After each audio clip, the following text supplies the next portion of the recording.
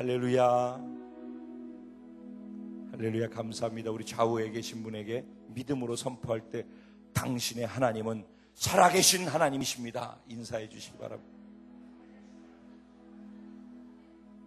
아멘. 우리가 기도했던, 의지했던 그 하나님은 온 우주 만물을 창조하신 전능하신 살아계신 하나님이신 줄로 믿습니다. 우리 말씀 잠깐 보기 전에 지난주에 하나님이 주신 은혜로 이곳에서 영성회복 훈련이 있었습니다. 인간이 계획하고 행한 훈련이 아니라 창세 이전에 하나님이 계획해 놓으신 계획 안에서 바로 정확한 때에 하나님 우리에게 영성회복 훈련을 허락해 주셨다라고 저는 확실히 믿습니다.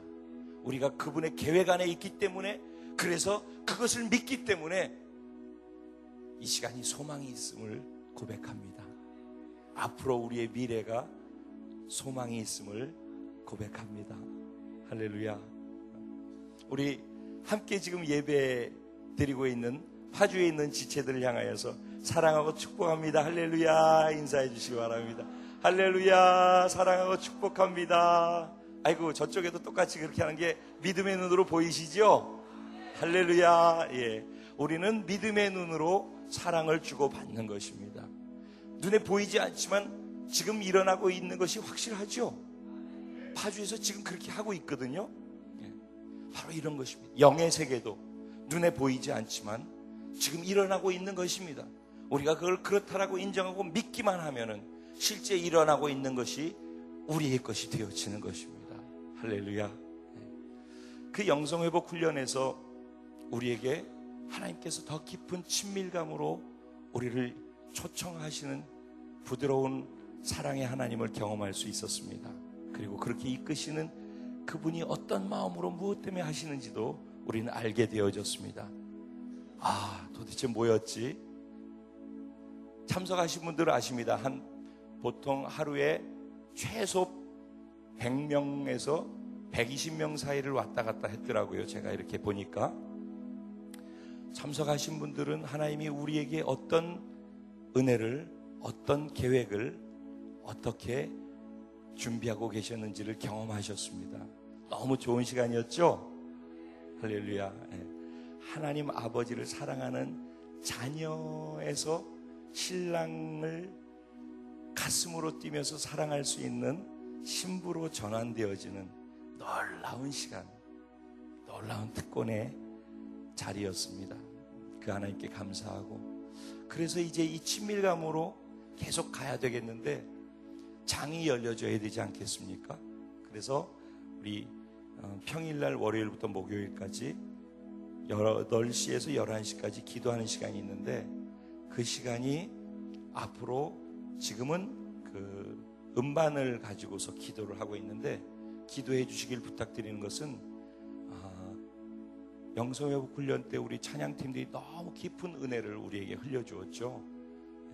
그런 찬양팀들이 우리 공동체 안에 계속 세워질 수 있도록, 그래서 매 기도 시간마다 예배 때마다 그런 찬양팀들이 서서 이 음반이 아니라 함께 그 사랑을 깊게 하나님께로 올려드리면서 나아갈 수 있는 그런 지체들을 불러 모아 주시옵소서. 계속 기도해 주시기를 부탁드리고요. 금요일 날 우리가 기도회를 하는데, 그 금요일 날 8시 반부터 진행하죠. 그런데 사실은 솔직하게 저도 공감하고 여러분들도 아마 그랬다고 생각합니다. 별 기대감이 없이 그냥 필요하신 분들만 나와서 기도를 했었던 것 같아요. 그래서 보면 한 40명 정도가 나와서 기도를 했던 것 같은데, 그런데다 또 11시 되면 쏜살같이들 가버리셨어요. 12시까지 기도하는데. 그랬는데 이제 원래 우리의 금요 기도회가 1시가 돼도 설레어서 떠나지를 못할 정도로 은혜가 있었습니다. 그것은 영성회복 훈련 때 흘러왔던 그런 깊은 은혜들이 금요 기도회 때 있었기 때문이었죠. 그래서 그것을 사모하는 마음이 많이 있는데 우리가 그것을 경험하기가 어려웠었습니다. 이번 영성회복 훈련 통해서 우리 안에 다시 하나님께서 그런 은혜들을 회복시켜 주셨습니다. 그래서 앞으로 금요 기도회는 영성회복 훈련에서 흘러갔던 하나님의 임재하심을 경험함 속에서 깊이 들어가는 그런 기도의 시간으로 나아가게 될 것입니다.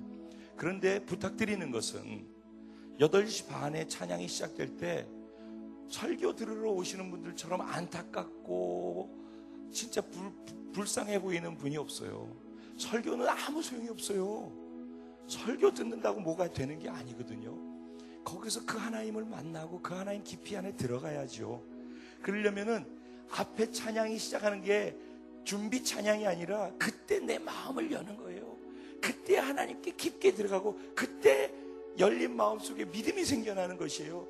그래서 저희가 9시 딱 되어지면은 9시에 강력하게 30분 동안 문제를 위해서 기도해드리는, 아예 꼭 여러분들의 문제를 위해서 기도해드리는, 그리고 강력한 치료의 역사가 나도록 아픈 사람들을 위해서 기도해드리는 그런 강력한 우리들의 필요를 위한 기도를 그 9시부터 할 것입니다. 그런데 그때 그 시간에 허겁지겁 와가지고 나 위해서 기도해 주세요. 응답이 되겠습니까? 믿음이 없고 준비가 안 된. 그래서 일찍부터, 시간은 되리라고 생각합니다. 일찍부터 오셔서 찬양으로 열고 준비하고 믿음을 준비해 놓은 상태에서 기도를 받고 기도를 해줄 때 하나님의 역사가 더 풍성하게 나타날 줄로 믿습니다. 그리고 말씀을 한 30분 정도, 길어도 40분 이상 전하지 않고, 그리고 기도할 때 하나님이 역사하신 그 간증들을 그 자리에서 간증하고, 지난주에 간증 못했던 분들이 또 간증하고, 일부 때도 지난주에 기도했더니 치료해 주셔서 응답하신 분 손 들어주세요. 그래서 2분 또 손 드시더라고요. 주중에 영성회복 훈련 할 때도 아픈 분이 있었는데 영성회복 훈련 받는 중간에 치료해 주신 것을 간증하신 분 계셨어요. 그러니까 내가 경험을 못했다고 하나님이 그런 일을 안 하시는 게 아니라 지금도 일하고 계시는 하나님이라는 사실이에요.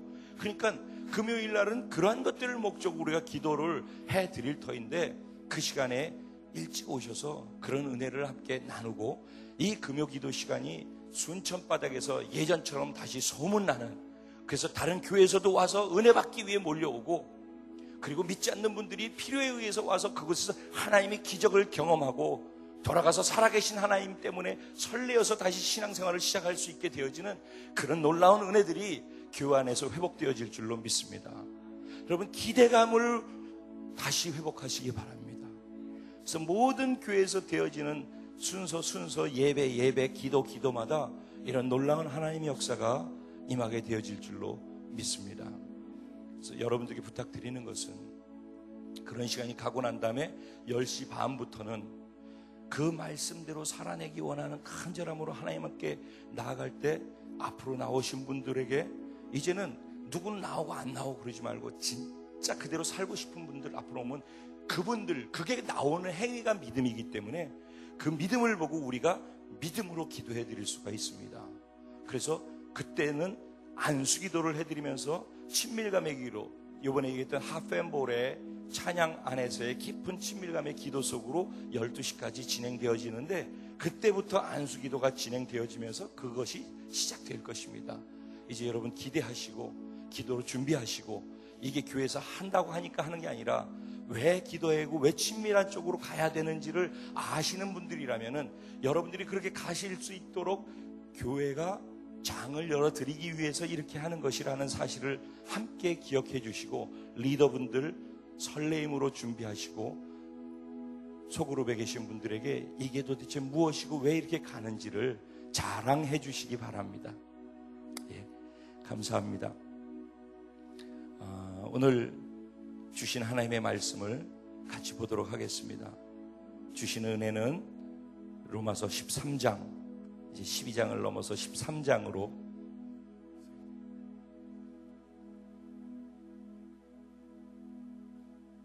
할렐루야. 이 간증 안 하고 그냥 넘어가니까 간증하라고 하나님이 또 말씀해 주셔서요.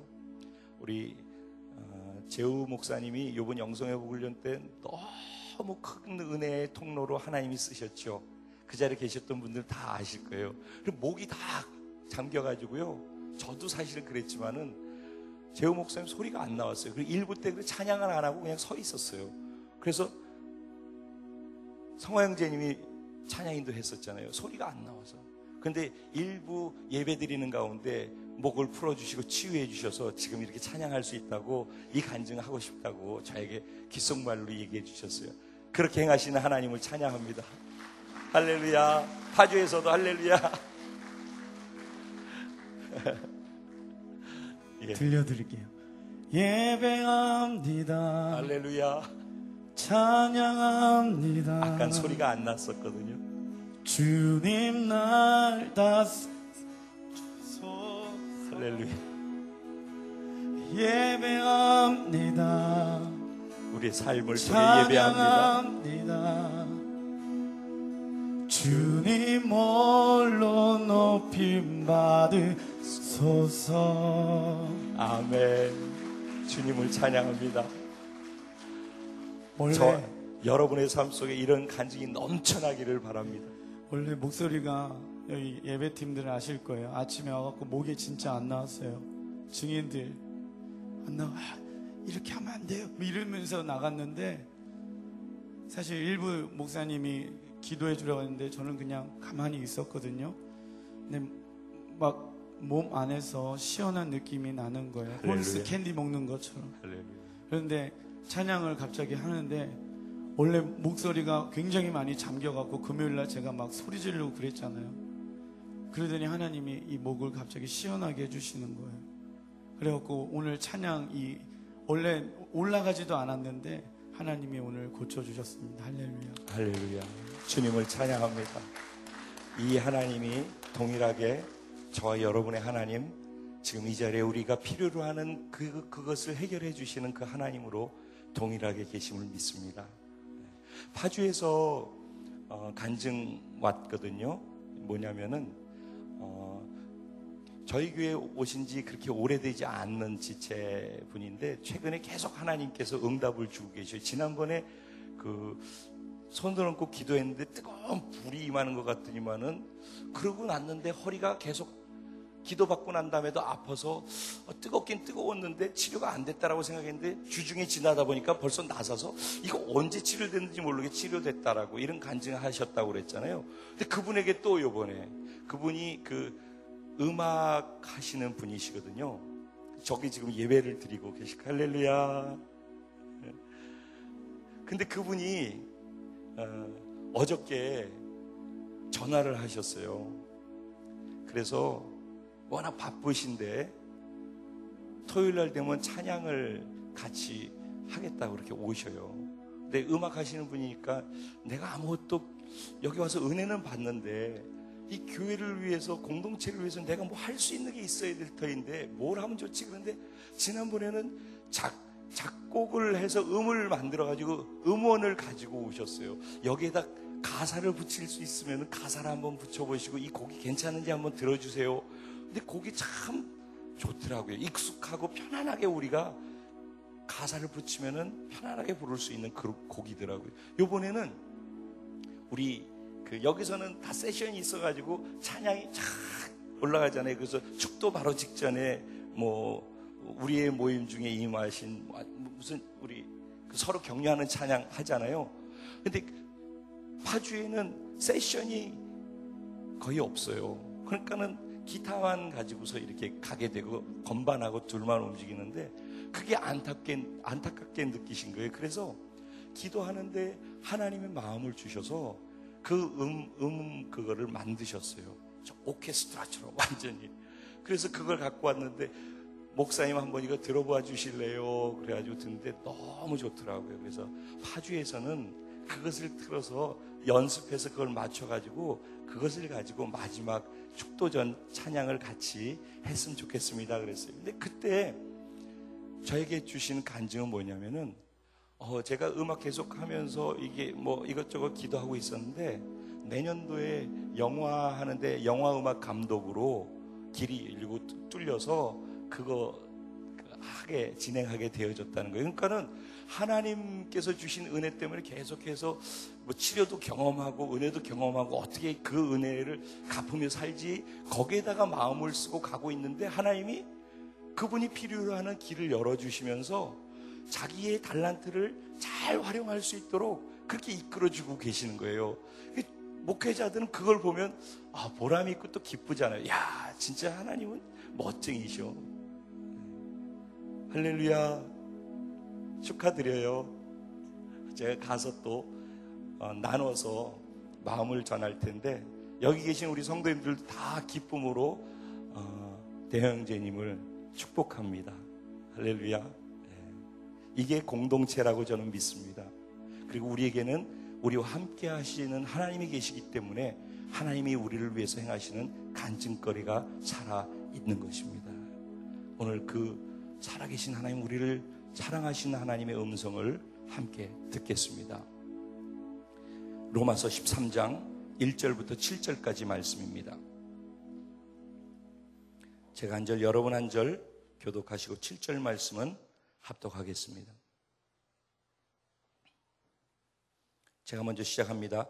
각 사람은 위에 있는 권세들에게 복종하라. 권세는 하나님으로부터 나지 않음이 없나니 모든 권세는 다 하나님께서 정하신 바라.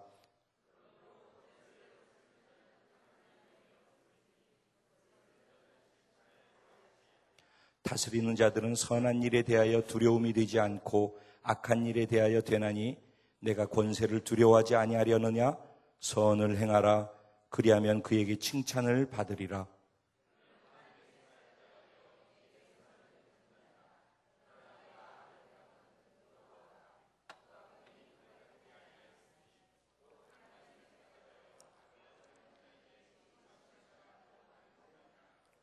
그러므로 복종하지 아니할 수 없으니 진노 때문에 할 것이 아니라 양심을 따라 할 것이라.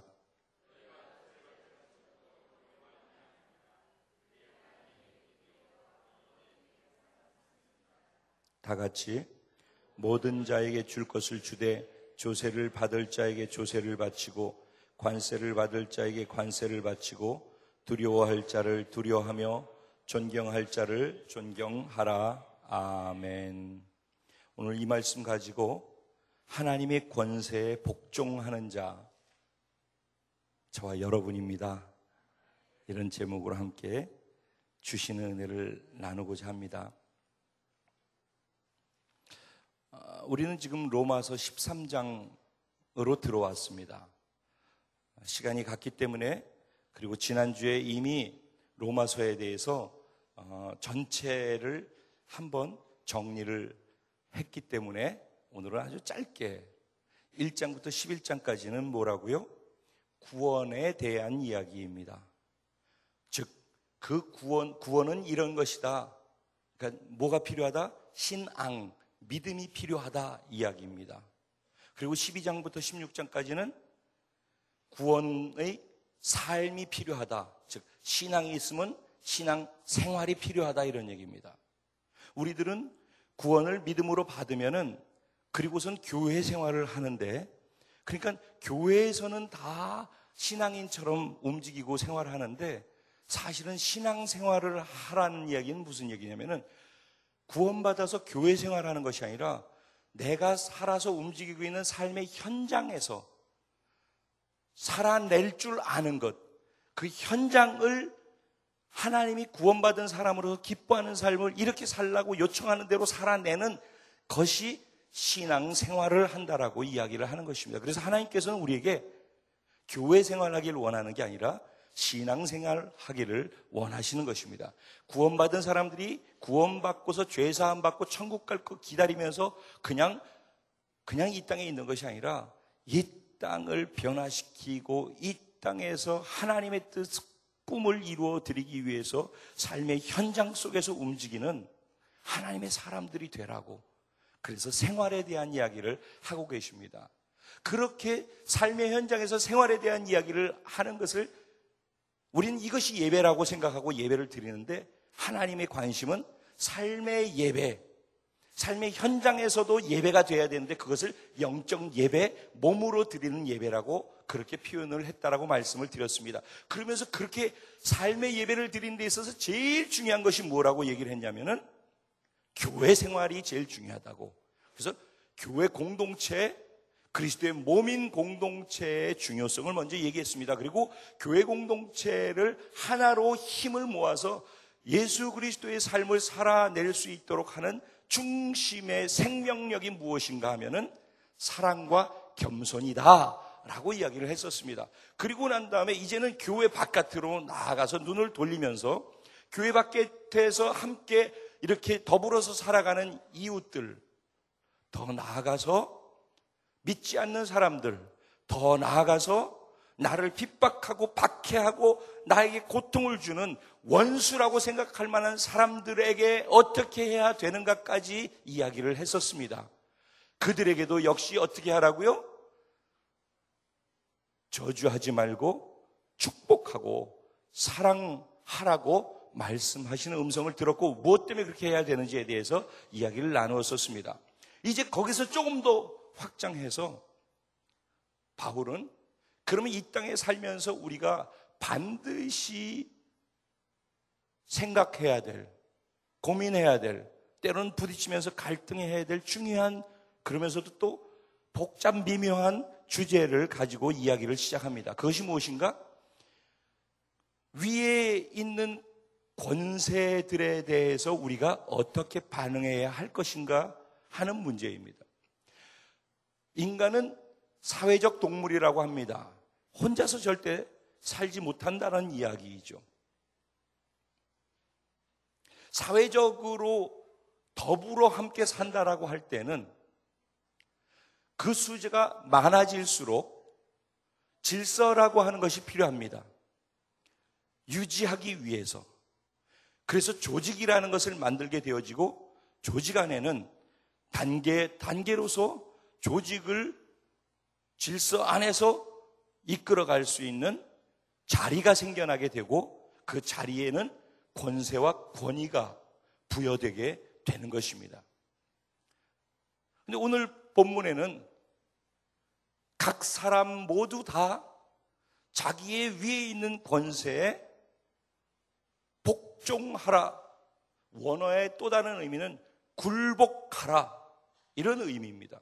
이것은 군대에서 쓰는 용어를 사용했는데, 군대 지휘체계가 분명한 곳에서 상사가 이야기하면은 우리는 이거는 옳으니까 이렇게 하고 저거는 아니니까 그것은 안 하고, 이게 이제 일반적으로 우리들이 움직이는 것이라면 군대는 특수사회 아닙니까? 거기는 내가 옳고 그름을 판단하는 게 아니라 상사가, 직속상관이 명령하면은 그대로 움직여야만 하는 것입니다. 옳고 그름을 판단하는 것은 내가 아니라 내 위에 직속상관, 상급자가 하는 것이죠. 남성들 군대 갔다 오신 분들은 다 이 말이 무슨 말인지 공감이 가리라고 생각합니다. 그런데 그렇게 특수한 군대라고 하는 사회 속에서 통용되어지고 있는 복종이라고 하는 그런 단어를 사용해서 내가 계산하고 판단하고 가려가면서 하는 것이 아니라 무조건적으로 명령이 내려오면은 그대로 따라가라는 표현으로서 복종, 굴복이라고 하는 단어를 사용했다는 것입니다. 왜 그렇게 해야 합니까? 라고 질문할 수 있는 사람들을 향하여서 쐐기를 박는 말을 하는데, 왜냐하면은 그 권세는 하나님께로부터 나지 않은 권세가 없기 때문이다 라고 얘기를 해버립니다. 그 다음에 2절에는 완전히 인을 쳐서 도장까지 찍는데 뭐라고 얘기하냐면은 그 권세는 하나님이 세웠고 하나님이 정하셨다. 정하신 바라. 정하셨다는 건 하나님이 직접 임명하셨다라는 그런 뜻입니다. 원어의 의미가 하나님이 임명하셨다라는 얘기예요. 그러면서 그 다음에 뭐라고 얘기를 하냐면은, 그렇기 때문에 너희가 그 권세에게 복종하지 않는다라는 것은 곧 하나님의 명령에 불복종하는 것과 똑같은 것이다. 왜냐하면 그 권세를 하나님이 허락하고 하나님께서 그 자리에 그 사람을 두었기 때문이다 라고 이렇게 얘기하는 것입니다. 그러면은 우리들이 일반적으로 생각할 때 나한테 잘하고 그리고 지혜로워서 선한 선정을 베풀고 선하게 하고 모든 사람들에게 도움과 유익을 주는 그런 리더가 있는 그런 회사, 그런 직장, 그런 학교, 그런 가정, 그런 교회에 있는 사람이라면은 뭐가 그렇게 문제가 되겠습니까? 그냥 따라가면 되지. 왜? 믿고 따라가면 나한테 선한 거, 유익된 것으로 이끌어 갈 거라는 거에 대한 확신과 믿음이 있고 그거 알고 있으니까 그냥 그렇게 하면 돼요. 그런데 문제는 나한테 도움이 안 된다고 생각하는 거예요. 이게 나한테 손해가 된다고 생각하는 거예요. 이게 나한테 어려움이 된다는 거예요. 그럴 때도 따라갈 수 있겠는가? 내가 따라가야만 하는가? 라는 고민과 갈등을 누구나 다 하게 되는 것이죠. 그런데 더 나아가서 독재자, 폭군, 말도 안 되어지는 악한 횡포를 밥 먹듯이 일삼으면서 노예처럼 백성들을 부리는 그런 군왕, 이런 지도자가 있다고 할 때 과연 그것을 따라야 하겠는가 하는 데에 있어서는 더 큰 문제점을 우리가 제시할 수 있고 따라야 한다라는 그 말에 대해서 의구심을 표출할 수가 충분히 있게 된다는 것입니다. 그런데 오늘 본문에는 그런 저런 생각들을 우리가 다 할 수 있음에도 불구하고 하나님께서는 뭐라고 하냐면은 분명하게 말씀하시는데, 그럼에도 불구하고 그런 저런 많은 지도자들이 있고 리더들이 있고 권세자들이 있는데 그 너희 위에 있는 권세자들은 다 누가 두었다? 하나님께서 세웠다라고 그렇게 말씀하시면서, 만약에 그것을 어기면은 내 명령 어기는 것이고 진노의 보응을 받게 될 것이다. 이러면서 무슨 얘기까지 하냐면은 다 권세자들에게는 칼이 있다는 것입니다. 권세를 유지하기 위한 자기 권위와 그것을 행할 수 있는 무언가 도구가 있다는 것입니다. 그것을 칼이라고 표현한다면 그 칼을 가지고 불순종하는 자, 명령을 지키지 않는 자에게 더 위에서 가지고 있는 힘이 있기 때문에 그 힘으로, 그 칼로 그를 어렵게 한다는 것입니다. 칼은 사람을 치는 것이죠. 리더에게, 권세자에게는 그런 칼이 공연히 주어져 있는 것이 아니라는 것이에요. 일반적으로 그럼 왜 권세자를 세웠는가? 보편적으로는 이런 것입니다. 하나님께서 3절 4절에 보면은 내가 권세자를 세운 이유는 그들을 통해서 뭘 하기 위해서? 선한 일을 하기 위해서, 그들이 선한 일을 하라고 그 자리에 세웠다는 것입니다. 그게 하나님이 그들을 세운 목적이에요. 자, 이거를 얘기하려면은 좀 배경에 대한 이해가 필요합니다. 최초의 권세, 권위는 어디에서 있었을까요? 하나님 한 분밖에 없었습니다. 온 우주에 아무것도 없고 하나님 한 분만 존재하고 계셨고, 그 하나님께서 영계를 창조하셨습니다. 그게 사단, 그리고 천사장들, 그 밑에 있는 천사의 조직 그룹들이었습니다. 영계, 하나님 영이시기 때문에 먼저 영계를 만드셨던 것이에요. 그 다음에 만든 게 피조세계, 자연세계를 만드셨습니다.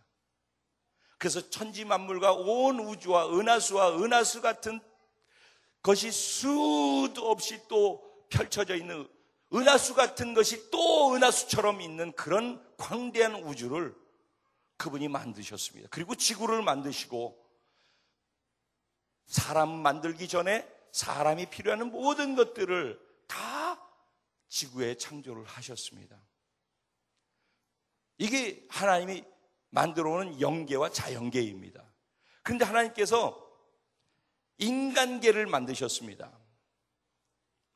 하나님이 영이신데 이 영계와 인간계를 다 소통할 수 있는 존재로서, 그래서 하나님의 형상과 모양으로 지은 인간을 창조하셨습니다.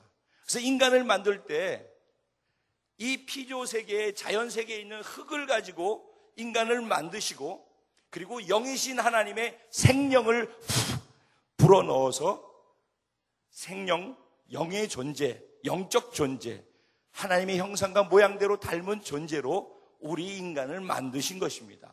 그래서 인간에게 하나님의 형상과 모양대로 만들어져서 하나님이 권세를 우리 인간에게 부여해 준 것입니다. 무엇하라고? 자연세계 피조물들을 다스리라고. 다스리는 것이 권세인 것입니다. 그리고 선한 것을 베풀라고, 질서를 유지하라고. 그래서 그렇게 해 주셨는데, 인간이 자기가 권세를 갖다 보니까 자기 위에 있는 권세를 들이받고 싶은 거예요. 이게 인간의 본성인 것입니다. 처음 창조한 아담에게도 그것이 있었고, 영계에 속해 있는 귀신의 대장이 되는 사단도 그러했던 것입니다. 이것은 하나님이 우리와 사랑하고 교제하고 교통하기 위해서 주신, 사랑하는 데 꼭 필요한 자유의지이기 때문에 자유의지를 주었더니, 그러면서 권세를 주었더니 그 권세에 눈이 멀어서 교만해지고 탐욕이 생기고 그리고 불순종하게 되어지면서 하나님과 관계가 딱 끊어져 버렸어요. 끊어지면서 어떤 일이 일어났는가? 하나님이 이 피조세계, 자연세계를 통치하라고 주신 하나님의 부여해준, 위임해준 그 권세를 사단에게 넘겨주고 말았던 것입니다. 그래서 사단이 권세를 가지고 이 세상을 호령하고 통치하고 다스리고 있는 것입니다. 그런데 인간 사랑하기 때문에 하나님이 그대로 둘 수 없으니까 하나님이 예수님으로 인간으로 오셔서 죄 때문에 이것이 깨어졌거든요. 관계가. 그래서 모든 것을 다 빼앗겼거든요.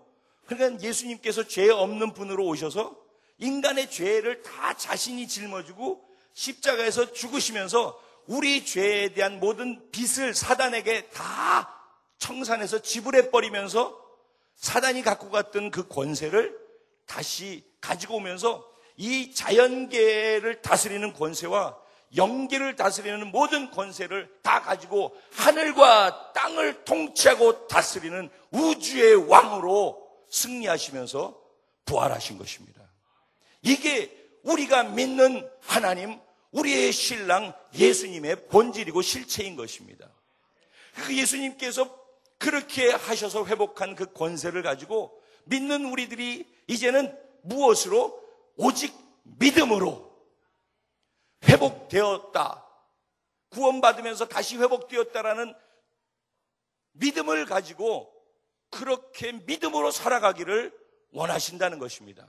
그런데 구원받은 것과 구원을 이루어 가는 것과 사이에 우리의 믿음과 소망과 사랑이 필요한 것처럼 권세를 가지고 가는 데 있어도 사단이 빼앗겼지만 아직까지 예수님이 오실 때까지의 기간 동안 자기가 우리를 속이기만 하면은 이미 예수님이 이겼는데도 이기지 않았어. 아직 내가 다 갖고 있어. 라고 하면서 속기만 하면은 사단이 아직도 권세를 가지고 움직일 수 있도록 우리가 알게 모르게 허용할 수 있단 말이죠. 그래서 이 땅을 지금도 사단이 그래서 속는 사람들을 끌고 가시면서 자기가 거짓 통치를 하면서 나아가고 있다는 것입니다. 근데 그런 상황 속에서 이게 전체 스토리를 한다면 그 상황 속에서 권세를 사단에게 빼앗겨 버림을 통해서 자연세계를 다스리고 통치할 수 있는 능력을 상실한 인간들을 사랑하셔서 죄를 지어서 죽어야 마땅하고 저주 가운데에서 고통해야 마땅한 그 인간을 그럼에도 불구하고 사랑하셔서 하나님께서 우리 인간에게 주시는 은혜는 세 가지 종류가 있습니다. 첫 번째는 일반적인 은혜입니다. 그런데 그런 인간들에게 일반적 은혜를 주신 것입니다. 일반적 은혜는 뭐냐면 여기서 예수를 믿는 사람이나 믿지 않는 사람들이나 모두에게 공평하게 비를 주시고 햇빛을 비추어 주시고 우리가 이 땅에서 일용할 양식을 갖고 살 수 있도록 하는 이런 일반적 은혜들을 다 주신 것입니다. 그러니까 권세라고 할 때 지금 권세자들이 우리 위에 세워져 있다고 하는 것은 하나님이 우리에게 이 땅을 죄 가운데서 살아갈 수 있도록 하기 위해서 주신 일반적 은혜 가운데 질서가 필요하기 때문에 그들이 하나님을 알든 모르든 질서 속에서 있는 것과 북한의 통치 속에서도 무질서 속에 있는 것과 질서 속에 있는 것은 다른 것입니다. 질서 안에서 있도록 하기 위해서 그렇게 하나님께서 권세자들을 세워서 조직 안에 질서 안에 움직이도록 해놓은 것입니다. 일반 은혜가 있고 두 번째 은혜는 특별 은혜가 있습니다. 특별 은혜는 무엇인가? 하나님 안에서 예수 그리스도를 통해서 구원받아 하나님의 자녀가 되어서 회복되어진 사람들에게 주시는 은혜인 것입니다. 하나님의 자녀들에게 주시는 은혜이죠. 놀라운 은혜이죠. 마지막 은혜가 있습니다. 그게 무엇인가? 사명자들에게 주시는 은혜입니다. 특별 은혜는 부모가 자녀에게 사랑해서 쏟아 부어주는 그 넘치는 사랑을 받으면서 그냥 그것을 누리고 사는 것이 특별 은혜라 한다면, 그래서 기적도 경험하고 뭣도 경험하고 다 경험하는 거예요.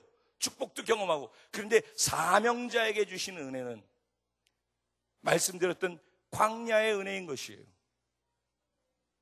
사명자이기 때문에 사명자에게 하나님께서 그 사명자가 감당할 은혜를 주신다는 것입니다.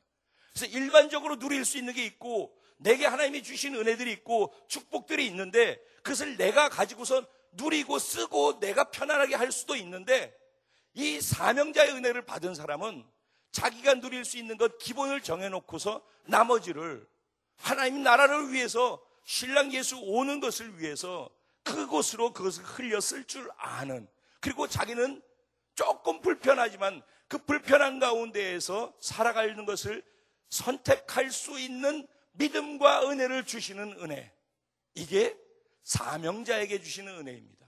그러니까 우리에게는 예수 믿지 않는 사람에게 일반적인 은혜가 있고 예수 믿는 사람들에게 부어주시는 특별한 은혜가 있는가 하면은 사명자들에게 주시는 또 다른 은혜가 있다, 이런 말씀을 드리면서 이 세상에 있는 권세자들은 일반적 은총으로서 죄 가운데에서 완전 무질서 속에서 서로 죽고 죽이고 통제불능의 사회 속으로 들어가서 견딜 수 없게 불행하게 살아갈 것 같은 인간을 위해서 권세 안에서 통제가 있고 그 통제 안에서 질서가 있고 그 안에서 안정과 고요와 쉼을 얻고 평안을 얻으며 살아갈 수 있도록 일반적으로 만들었다는 것입니다.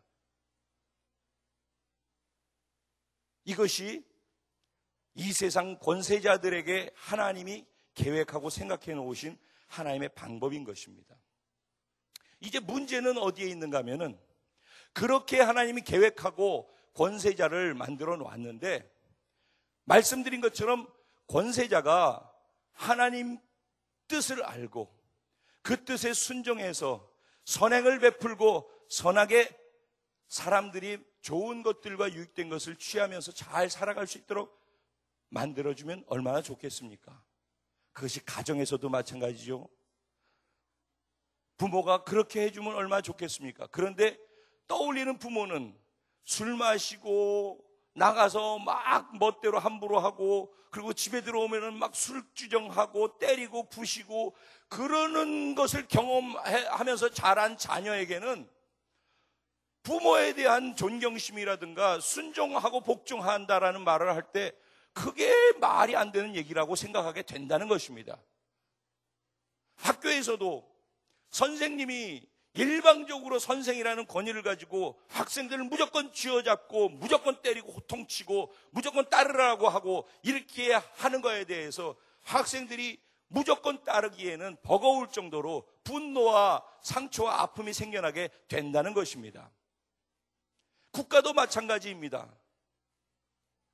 국정감사하는 거 보면은 기가 막힌 모습들 많이 보여지지 않습니까? 청문회 할 때도 마찬가지입니다. 그런 모습 보면서 아이고 어쩌다가 우리가 저런 분을 뽑았을까 하는 안타까움이 생겨나기도 합니다. 대통령도 마찬가지입니다.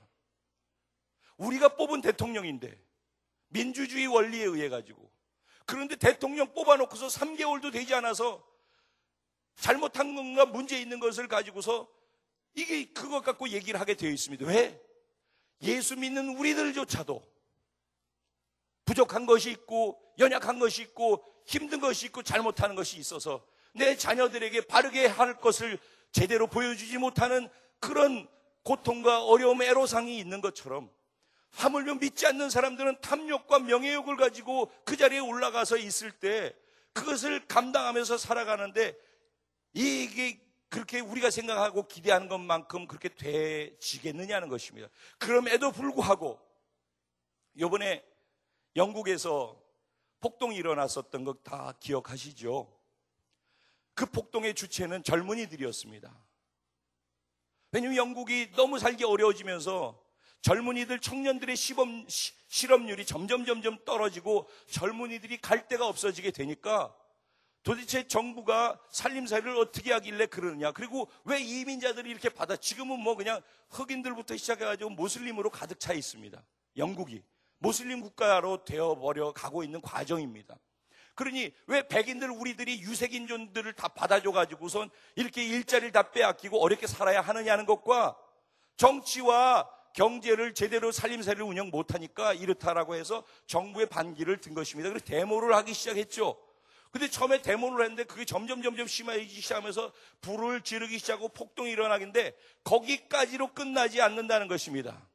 처음에는 좋은 것으로 시작하고 처음에는 자기 의견을 표출하기 위해 시작한 것인데 나중에 보면 어떤 일이 일어납니까? 그들이 도둑질을 하고 그들이 강도로 돌변하게 되어져서 슈퍼마켓에 들어가가지고 깨고 부수면서 거기 있는 먹을 것을 훔쳐서 달려나오고 그냥 뛰어 도망가는 모습들, 수레에다가 다 이걸 달아가지고 카트를 끌고서 도망가는 모습들, 이게 다 전 세계에 보여졌습니다. 영국이 어떤 나라였습니까? 해가 지지 아니하는 나라, 기독교 국가, 그리고 윤리와 도덕으로 그렇게 가는 국가라고 알려졌었는데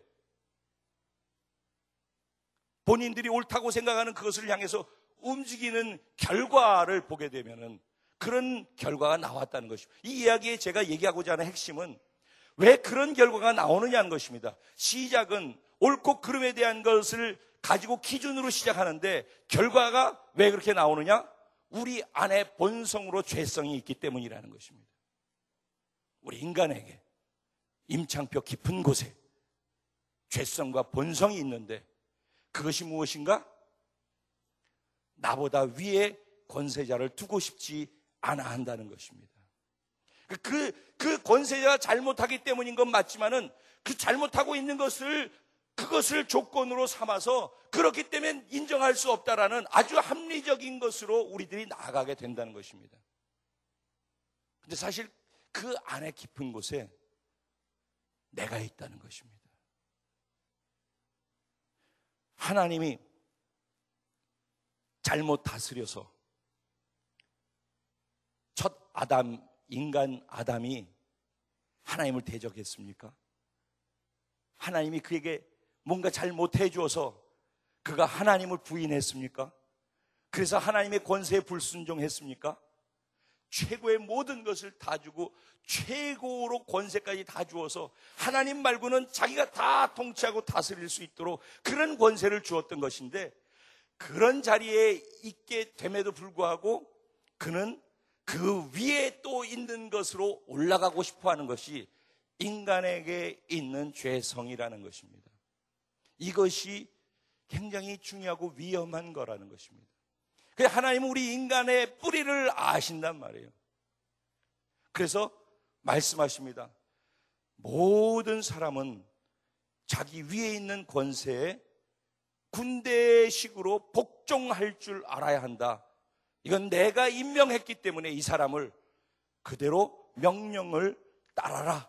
만약에 따르지 않는다면은 거기에 진노가 임하고 칼이 임하고 심판이 임하고 고응을 보게 될 것이다. 그렇다고 두려워하지 말아라. 그게 3절 4절의 얘기입니다. 왜냐하면은 너희가 아무리 악하고 못된 지도자가 있다 할지라도 선을 행하고 있으면은 그를 두려워할 이유가 없다라고 이야기를 합니다. 너희가 악을 행하면서 두려워하는 것은 당연한 것이다. 왜냐하면 그는 선을 중심으로 보고 있기 때문이다.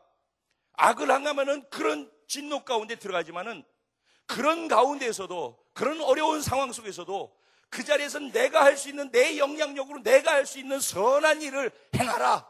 그리하면은 그 권세자가 너를 극찬하게 될 것이다. 이게 그리스도인들이 세상을 바꾸어 나가는 방법인 것입니다. 그래서 다니엘이 나라가 3번 바뀌는데도 그렇게 하면서 종리를 3번이나 계속하고 하나님의 지혜와 하나님의 사람으로서 그 자리에 있을 수 있었던 것입니다. 여러분, 늘 문제는 잘 못하기 때문에 있다라고 생각을 합니다. 그런데 사실은 잘할 때에도 더 잘하는 것을 기대하는 아쉬움 때문에 거기에 대해서 불만이 표출되게 되어 있는 것입니다. 그러면은 무조건 복종하라라고 했는데 만약에 예외 규정을 둔다라고 그렇게 생각을 우리가 하자고요. 예외 규정을 두자. 그럼 예외 규정을 둔다면 어디에다가 기준을 두어야 될까요? 기준이 있어야 되겠죠. 이것은 적법한가? 이거는 불법한가를 판단하는 기준이 있어야 되지 않겠어요? 그 기준을 무엇으로 삼겠습니까? 하나님이 오늘 말씀하는 이 진리의 하나님의 말씀으로 기준을 삼지 아니하고 뭔가 또 다른 옳고 그름에 대한 기준을 뭔가 정해야 되겠는데 무엇으로 정하겠습니까? 그 잣대가, 그 기준이 각자에게 달리게 된다는 것입니다.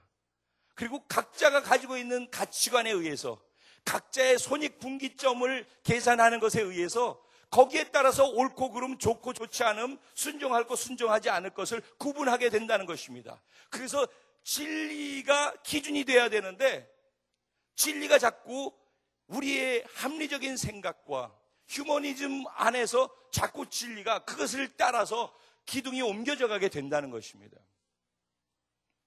그러면은 성경에서는 뭐라고 얘기를 하고 있을까요? 성경에서는 우리에게 그것을 본으로 보여주시는 분은 언제나 예수님이십니다. 예수님은 천지 만물, 아까 말씀드린 것처럼 온 하늘과 땅의 총 권세를 다 가지고 계신 분이라고 말씀드렸어요. 여러분도 다 동의하시죠? 그분이 우리의 자랑스러운 신랑이십니다. 그런데 그분이 우리를 위해서 그 권세를 다 포기하고 인간으로 오셨단 말입니다. 인간으로 오셔서 뭐 하셨습니까? 유대인으로 태어났고 그 당시에 로마의 속국으로 있었습니다. 로마는 뭘 하고 있었습니까? 로마 황제는 자기가 신이라고, 그래서 황제가 신인 것입니다. 그러니까 완전히 우상을 섬기고 있는 것이었고, 그리고 불법을 행하는 것이었습니다. 빌라도가 선을 행하고 선정을 베푸는 정치인이었습니까? 헤롯 왕은 선정을 베푸는 사람이었습니까? 그 리더들이 다 잘못하고 성적으로 잘못하고 통치 잘못하고, 이거 성경에 다 나와 있는 내용들 아닙니까? 그런 그 시대에 지금보다도 훨씬 더 못하다고 생각할 수 있는 그 시대에 예수님이 그 땅에 태어나서 인간으로 계셨는데 그분이 누구시라고요? 하나님이시라고. 온 우주를 통치하고 다스릴 수 있는 권세 가진 그분인데 그렇게 하찮은, 그것도 아주 잘못되고 악한 그 권세자 앞에 섰다는 것입니다. 그분이 논리적으로 전개하며 그분의 잘못을 일일이 다 보고 계신 분이, 속까지 다 알고 계신 분이 지적하면서 공격하실 수 있지 않겠습니까? 그러지 않았어요. 로마 군인들이 제사장들하고 같이 와서 예수님을 끌어가려고 했을 때 겟세마네 동산에서 예수님이 어떻게 하셨습니까? 잠잠히 어린 양처럼 끌려가려고 했어요. 그때 베드로는 상식적으로 생각을 했어요. 이건 무슨 얘기야? 예수님이 어떤 분인데 그건 맞지 않아, 옳지 않아 라고 생각했기 때문에 자기의 올바른 판단에 의해서 칼을 들어서 말고의 귀를 잘라버렸습니다. 그랬더니 예수님께서 그 자리에서 말고의 귀를 붙여주셨습니다. 그것을 통해서 뭘 보여주신 것입니까? 예수님은 지금도 기적을 행하고 능력을 행하고 살아계신 하나님이라는 것을 보여주신 것입니다. 지금 그 기적을 가지고 지금 자신을 잡으러 온 사람들을 능히 깨뜨릴 수 있다는 걸 보여주신 것입니다. 무언의 외침을 하신 것입니다. 그런데 예수님께서 그것을 다시 붙여주시고 난 다음에 칼을 쓰는 사람 칼로 망한다. 내가 지금이라도 하늘의 12영도 더 되는 천사들이 있는데 그들을 동원해서 이 오합지졸들을 다 까보실 수 없을 것 같아서 내가 이렇게 있는 줄 아느냐? 그분 천군 천사를 다스리시는 분이십니다. 그런데 가만히 계셨어요. 움직이려고 하는 베드로를 향해서 잠잠하라고 말씀하셨어요. 이게 예수님의 방법. 왜?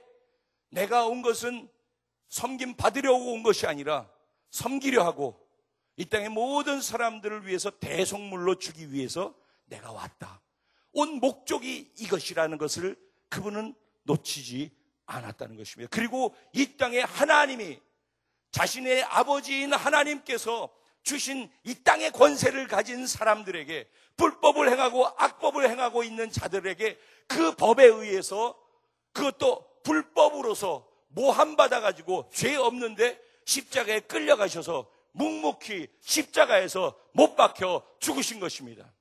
사단은 이겼다고 생각했지만은 그렇게 한 그 결과로 말미암아서 예수님께서 부활하셨고 우리가 구원받았고 온 우주와 이 땅 전체를 통치하고 다스리는 하나님의 아들로서 우주의 왕으로서 우뚝 서실 수 있었던 것입니다. 이것이 그리스도인들에게 보여주는 권세를 향해서 무엇을 어떻게 해야 할지에 대한 지혜로 다가오는 것입니다. 그것을 알았던 바울도 그러했습니다.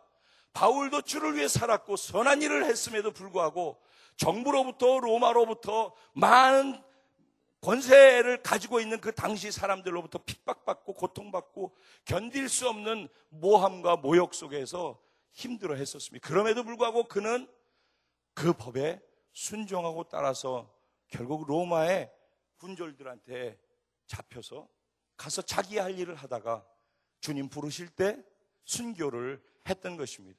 초대교회 모든 사람들은 어땠습니까? 로마가 순종할 만했기 때문에 순종했습니까? 그들이 데모하면서 로마를 엎으려고 했습니까? 그렇지 않았습니다.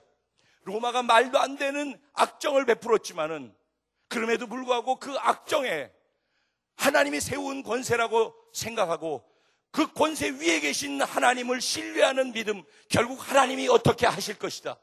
하나님께서 뭔가 이루실 것이다. 하나님을 신뢰하는 믿음의 고백을 그에게 올려드렸기 때문에 결국은 세월이 흘러서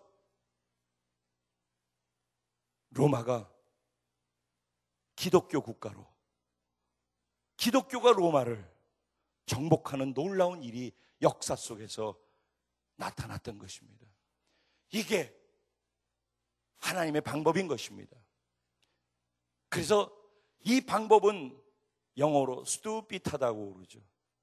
미련해 보이게 사람들의 눈에는 보이는 것입니다. 마치 물을 마실 때 그냥 목마른데 무릎 꿇고 벌컥 마시면 되는데 손에다 해서 그 목마른 때 개처럼 핥아먹는 그 모습을 보면서 사람들이 왜 저렇게 하는 거야 라고 이상하게 보이는 것처럼 합리적으로 똑똑하다고 생각하는 사람들일수록 물을 핥아서 먹는 그 모습을 보고 비난하고 조롱하고 웃기다고 생각을 하고 그렇게 수모를 또 그렇게 하는 사람들은 당하게 되어 있다는 것입니다. 그런데 하나님 나라는 그렇게 수모당하는 그 일을 통해서 세상을 정복하고 세상을 다스리는 하나님 나라의 권세가 드러나게 된다는 것입니다. 왜냐하면 내가 하는 게 아니라 그 권세를 허락하신 하나님께서 나라를 흥하게도 하시고 나라를 망하게도 하시고 예수를 믿는 사람이든 믿지 않는 사람이든 그 사람을 통해서 하나님이 인류 역사 속에 이루어야 할 그 일을 이루기 위해서 사용하시면서 도도하게 하나님의 계획을 이끌어가고 계시다는 것입니다. 그 하나님을 우리가 신뢰해야 한다는 것입니다. 여러분 그냥 생각해 보십시오. 군대에서 내 상관이 마음에 들지 않으니까 불복종하는 일들이 어떤 한 사람한테 일어나도 총기 사고가 나고 난리가 나지 않습니까? 근데 만약에 이게 보편적으로 모두가 그렇게 한다. 그럼 그건 이미 군대라고 하는 정의를 내릴 이유가 없을 것입니다. 회사에서도 질서에 어떤 흐름이 없다면 마찬가지일 것입니다. 가정에서도 똑같은 것입니다. 남편이 머리로 하나님을 세워놓은 겁니다. 그런데 우리들이 다들 똑똑하기 때문에 합리적이지 않은 남편을 바라보면서 순종할 건 순종하지만 그렇지 않은 걸 어떻게 하느냐라고 그런 얘기를 하면서 토를 달고 인간적으로 합리화시키면서 불순종의 자리로 나아가게 된다는 것입니다. 그런데 하나님께서는 그런 똑똑한 것을 넘어서서 하나님을 신뢰하는 것이 더 똑똑한 것이라고 말씀하고 계신 것입니다. 그래야지 남편의 권위가 서고, 그래야지 부모의 권위가 서고, 그래야지 교단의 권위가 서게 되어지는 것이고, 그래야지 국가의 권위가 서게 되는 것이고, 그래서 좀 부족하지만은 부족함 안에서 설정되어 있는 질서 범위 안에서 그것이 가게 되어 있는 것입니다. 그래서 이제 마지막으로 결론으로, 그러면 그렇게 되는데도 불구하고 우리는 그럼 아무것도 하지 않고 가만히 있어야 되겠습니까? 그럼 우리를 향하여서 하나님이 말씀하시는 지혜가 있습니다. 그게 무엇인가? 오늘 너희는 선을 행하라. 네가 있는 그 자리에서 네가 할 수 있는 선한 것을 하는 거예요. 그 사람이 하고 안 하고 때문에 불순종하면서 같이 안 하는 사람이 되지 말고, 너가 있는 그 자리에서 네가 할 수 있는 선을 행하라는 것입니다. 두 번째 무엇인가? 기도하라는 것입니다. 그 권세자를 세운 분이 하나님이신데, 원수 갚는 것이 내게 있으니 내게 구하라, 내가 갚아주리라. 결국은 통치를 잘하게 되는 것도 못하게 되는 것도 하나님의 손에 달렸다는 얘기입니다.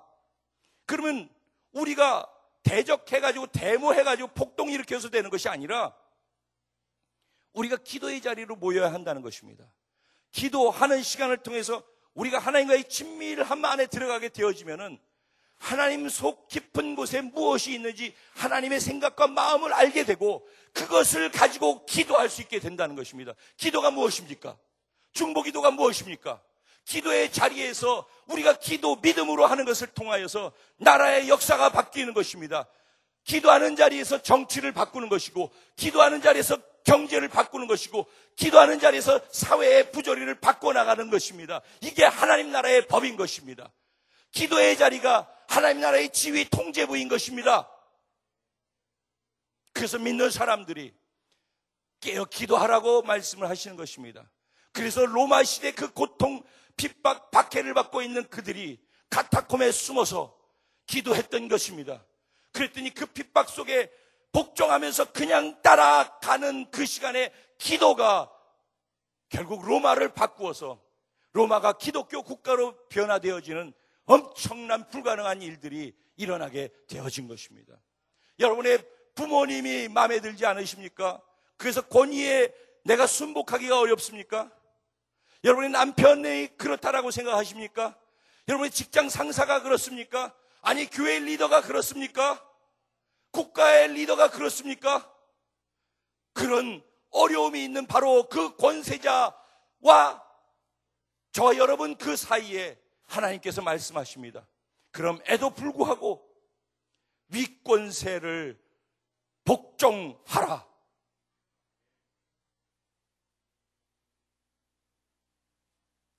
오늘 세금에 대한 얘기가 나와 있지만은 이 안에 같이 내용을 묶어버리겠습니다. 주민세 내는 것과 국가세를 내는 이야기입니다. 왜 여기까지 나왔느냐? 그들이 로마의 박해 속에서 세금을 받아가는데 국가에다 내는 건 내는데 공세라고 하는 것은 인두세, 즉 주민세를 이야기합니다. 내가 로마 시민이라고 하면은 그건 내겠는데 시민도 아니고 내가 노예로 있는데 고통당하는데 이것까지 내가 내야 될 이유가 있느냐? 그리고 우리는 하나님의 백성이고 이거 하나님의 나라에 속한 사람들인데 이거 지금 우리를 잡아가지고선 노예로 부리고 있는 이 로마 불법의 나라, 그것도 황제를 신이라고 하는 그런 이교도 국가에 그 법을 따라가지고 우리가 이 돈까지 내야 되겠느냐 하면서 그것을 거절하려고 하는 그런 이야기들이 있었다는 것입니다. 그런 것을 보고 바울이 아니라니까. 예수님이 이미 마태복음 22장 21절에 가이사의 것은 가이사, 즉 황제의 것은 황제에게, 하나님의 것은 하나님에게 드리라, 이렇게 얘기를 했어요. 그래서 우리는 온전한 10의 1조를 하나님께 드리는 것이고 더불어서 이 세상의 세금을 정직하게 내야 한다는 것입니다. 사업하시는 분들, 남성분들, 여성분들, 사업에 속한 분들 잘 들으십시오. 세금 떼먹을 생각하지 마십시오. 그게 바로 교회 생활을 하는 것이라는 것입니다. 신앙생활이라고 하는 것은 사회 현장에 나가서 사회에서 세상이 하고 있는 것을 따라 굴복하고 순종할 줄 아는 것이 신앙생활이라고 이야기를 하고 있는 것입니다. 왜 이게 중요하냐? 하나님이 부으시려고 할 때, 하나님이 축복하시려고 할 때 아무리 부어도 기초가 잘못 놓여 있으면은 하나님이 축복하시려고 하는데 탈세를 했어. 근데 사단이 그걸 가만히 두겠는가? 어느 정도 자라서 하나님을 위해서 쓸 것 같으면은 뒤 흔들어 버린다니까요. 세무조사 들어가게끔 해가지고 그 안에 있는 비리 드러나게 해가지고 결국 바닥까지 다 긁어버리는 거예요. 결국은 다 망하게끔. 그러니까 잘 가는 것처럼 보이다가 망하게 되어지는데 쓰여지는 것이 이렇게 불법으로 가려고 하면서 예수 믿지만은 세상 사람들이 다 하니까 내가 잘 해가지고 돈 벌어서 주님 위해서 산다. 이런 함정에 합리적으로 자기가 빠져들어가는 것을 사단이 이용한다는 것입니다. 진짜 예수를 제대로 믿는 사람이라면은 세금 제대로 내는 것, 그것을 기도하시기 바랍니다. 그리고 할 수만 있으면 10의 1조 하나님께 가장 많이 드릴 수 있는 사람 되게 하여 주옵소서. 정부에다가도 세금을 가장 많이 낼 수 있는 사람이 되게 하여 주옵소서. 이 말은 진짜 지혜로운 사람이 할 수 있는 것입니다. 왜냐하면 그 말은 10의 1조를 가장 많이 낸다는 것은 내 삶에 하나님이 주시는 축복이 더 많아진다는 것을 역으로 얘기하고 세금도 더 많이 낸다는 것도 결국은 역으로 그것을 얘기하는 것입니다. 우리가 잔재주를 부려가지고서 이 세상에서 이기는 것이 아니라 하나님이 만들어 놓으신 그 법칙 안에서 우리가 순종하면서 살아갈 때 하나님이 그 순종을 통해서 기초를 놓으시고 공의를 놓으시고 그 안에서 우리에게 주실 복들을 부어 주신다는 것입니다. 우리는 이 세상 사람을 보고 세상 사람에게 굴복하는 것이 아니라 그 위에 그들을 다스리는 하나님을 믿기에 그 가운데 순종하고 따라가게 되는 것입니다. 그리고 우리가 할 수 있는 것은 현장에 선한 일을 하며 현장에 모여서 기도함을 통해 그들의 마음을 바꾸고 그들의 정책을 바꾸고 하나님이 기뻐하시는 것이 무엇인지 깨달아서 그곳으로 그들이 옮겨갈 수 있도록 중보기도의 역사를 일으키는 사람들이 돼야 한다는 것입니다. 오늘 말씀은 바로 이것입니다. 이 말씀이 그럼 내게 어떻게 부딪히는가 한번 적용을 해보시기 바랍니다. 내가 권세자로 느껴지는데 그 권세자가 바른 권세자가 아니기 때문에 그 권위에 순종하는 복종을 못할 것 같다라고 그렇게 장애가 되는 권세의 부분이 있다면 그게 국가의 수장이든지 뭐 어디가 됐든지 간에 가정까지도 그러면 오늘 이 말씀이 귀로 들리는 설교에 끝나지 아니하고 내 삶의 믿음으로 실천해 살아내므로 하나님의 약속과 축복도 내게 그대로 이루어질 수 있는 은혜를 허락하여 주옵소서.